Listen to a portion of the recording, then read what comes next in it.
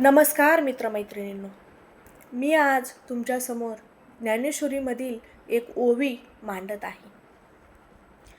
ओवी अशी आहे, बोलावे नेटके ऐकावे सत्वाने, करावे विचाराने कार्य सर्व.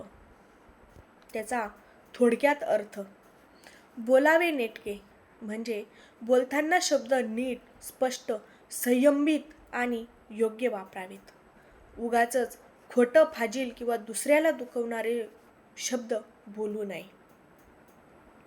ऐकावे सत्वाने, जेव्हा कोणी काही सांगतो तेव्हा ते पूर्ण लक्षपूर्वक मनापासून मनापासून आणि समजून घेऊन ऐकावे. ऐकण्याची ही एक शुद्ध वृत्ती असावी.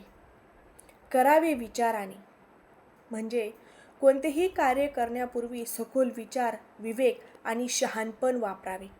भावनांवर न जाऊन